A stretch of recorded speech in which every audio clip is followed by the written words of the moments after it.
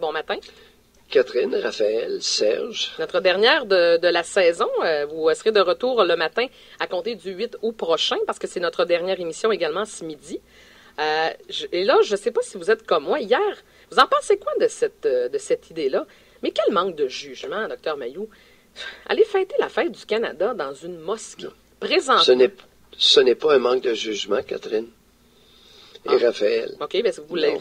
C'est un geste politique. Oui, c'est un geste politique où cette femme-là, dans le contexte du multiculturalisme à la Trudeau, se veut inclusive. Bon, on entend votre chien ce matin, ça va bien. Il y a toujours un problème le matin, c'est-tu? Ben oui. Lily, tranquille. Oui, hey. Tranquille, bon. Bon. OK. On va se tenir tranquille. Écoute, tu vois l'obéissance. Alors, c'est un geste politique. Définitivement.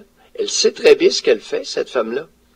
Oui, je peux comprendre, mais quelle mauvaise décision, on peut être en désaccord. Écoute, on peut être en désaccord, mais c'est une nouvelle philosophie où on va faire entrer les loups dans la bergerie afin que les loups de la bergerie défendent les brebis contre les loups qui vont attaquer les brebis. Tu comprends l'idée? Oui, oui. Alors, c'est une philosophie. Écoute, mais c'est quand même assez au lieu d'avoir des chiens de garde, on va utiliser les loups qui aiment beaucoup manger, dévorer les brebis, pour que, on espère, les ayant bien caressés, bien nourris, ils montent la garde contre les loups qui vont attaquer ces mêmes brebis-là. C'était quand même assez fascinant, Dr Mailloux. Quand on regarde, oui. C'est de toute beauté de voir ça au Québec. On sort, oui. On sort tout ce qui nous représente comme de façon religieuse. On veut tout sortir. Faut faire attention parce que les sapins de Noël, c'est tout d'un coup que ça insulterait des gens. On n'est plus capable d'appeler la Saint-Jean-Baptiste. La Saint-Jean-Baptiste, il faut que ce soit la fête nationale parce que faut être le plus inclusif possible. Est-ce qu'il y a un danger, à un moment donné, est-ce qu'on peut être trop inclusif et s'oublier là-dedans?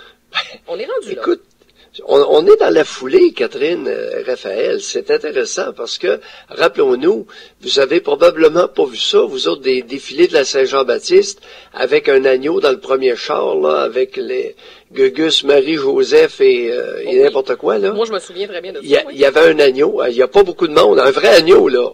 Un vrai mouton. Oui, on est loin de ça au Québec. Oui. Alors, j'ai vu ça lorsque j'étais jeune, puis... Écoute, il y a un éleveur, et on prenait un agneau chez un éleveur, puis on le mettait dans le char allégorique, et maintenant c'est devenu un char catégorique.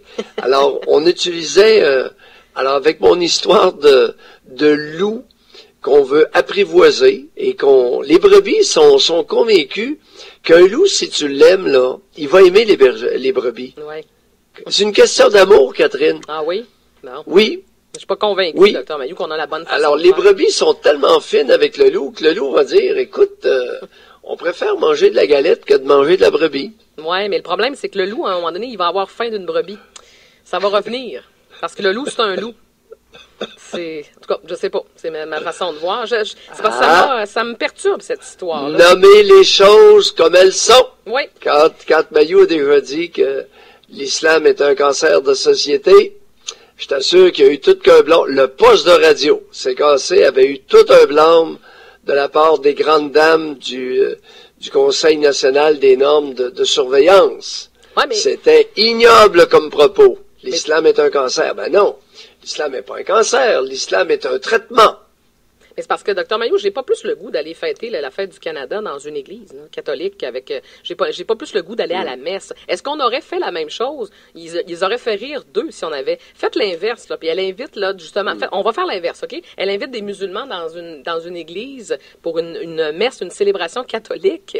Imaginez le tollé de protestation. Ben non, on est au Québec, il faut être tolérant, inclusif. Fait qu'on va aller fêter la fête du Canada dans une mosquée. Voyons donc. Il y a vraiment une tendance qui se dessine, là, Catherine et Raphaël. Alors là, on a ça. On a celui que j'appelle affectueusement la capine, Sajjat, notre nouveau ministre de la Défense, qui est un sikh religieux pratiquant avec signes ostentatoires, des signes évidents de sa pratique religieuse. Là, le ministre de la Défense vient de nommer une femme de 47 ans comme brigadière générale à l'état-major de l'infanterie, des forces de terre, les forces militaires canadiennes de terre. Alors, c'est une mère de 4 enfants. Elle a été probablement 8 ans sans trop être militaire, mais c'est elle qui est la brigadière générale des forces de terre. Alors, imagine le cycle, là, il va emmener, puis il y a une couple d'hommes musulmans, les affaires étrangères. Alors, ça va être de toute beauté. À un moment donné, tout ce beau monde-là vont se rencontrer dans une conférence ou dans un conciliabule, et ça va être beau. C'est ça, on est rendu là. Mais savez-vous ce que ça donne aussi comme résultat? Je me demande parfois l'inclusion et d'être la tolérance. On nous parle beaucoup de tolérance, mais pendant ce temps-là, il y a des attentats qui ont lieu un peu partout. Et je ne sais pas si vous avez vu, Dr Mailloux, en France, la possibilité de la torture est acceptée par plus d'un Français sur 2. Ils ont fait un sondage, c'est une association de lutte contre la torture, et on se rend compte que la montée du terrorisme et les attentats djihadistes en France, ça fait qu'aujourd'hui, une personne sur 2 en France, si vous leur posez la question, ils sont d'accord avec la torture, alors qu'en 2000, c'était de 34%. Après ça, on se surprend de ça. Ben, je suis désolée, on n'est pas surpris. Les grandes mouvances sociales se font un peu comme un mouvement de balancier. Tu sais, un balancier d'horloge, là. Oui. Ça va d'un côté, puis lorsque c'est rendu assez haut, ben, ça revient de l'autre, puis ça redescend, puis ça va de l'autre. Alors, ça oscille comme ça. C'est évident que c'est un mouvement pendulaire. Alors, le mouvement à la Trudeau est un mouvement pendulaire. On va aller jusqu'à son extrême ridicule ou dangereux, et après ça, ça va revenir violemment. Ça, c'est ma prédiction. Ben, c'est ma crainte également. Je ne sais pas si on va recevoir une invitation. Cette fois-là, on n'est pas dans la circonscription de Brossard-Saint-Lambert. Sinon, on aurait eu une invitation pour aller fêter la fête du Canada dans une mosquée. C'est dommage, on n'a pas eu notre invitation, Dr Mailloux. Dr Mailloux, c'est notre dernière chronique pour l'été. On va reprendre ça le 8 août prochain. On termine notre émission ensemble ce midi.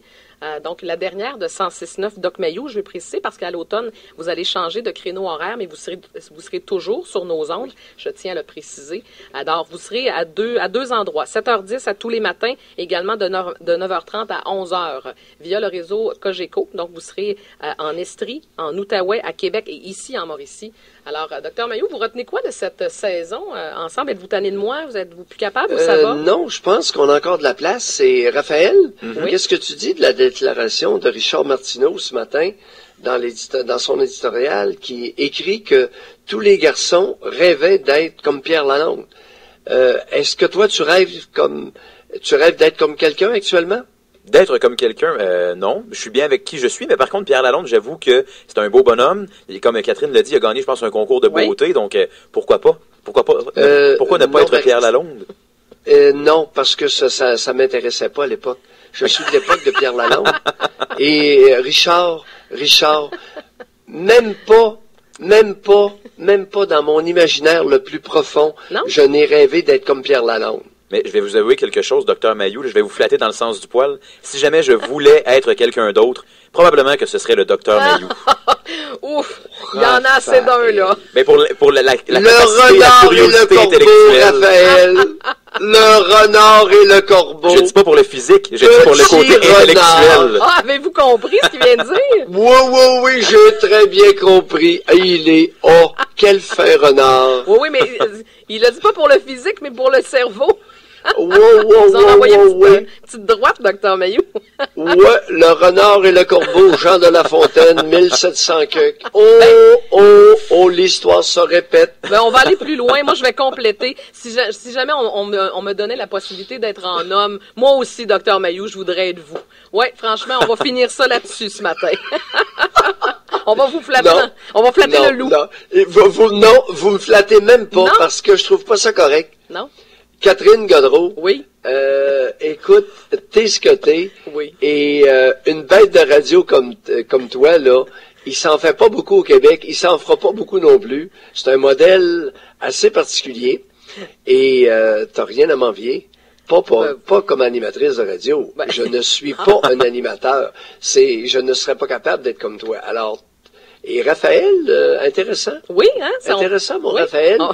Alors, développe plutôt ce que t'as, plutôt que de vouloir ressembler à quelqu'un. Oui, mais je suis d'accord. Et nous verrons le résultat. Oui, mais non, je vous suis là-dessus. Vouloir être quelqu'un d'autre, je suis pas certain qu'à long terme, ça donne de bons résultats. Tous les garçons voulaient être comme Pierre Lalonde, rêvaient d'être comme Pierre Lalonde. Pauvre Richard, je ne sais pas où il a pris ça. Ben, peut-être dans sa tête. Peut-être que lui voulait être Pierre Lalonde. Ça se peut.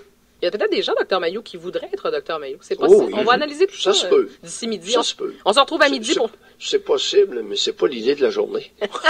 Je suis d'accord. Ouais.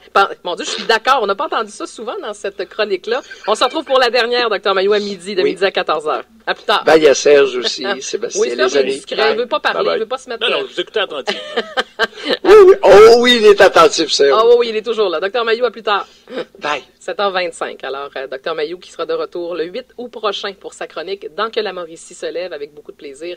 Il va reprendre le micro le 22 août de 9h30.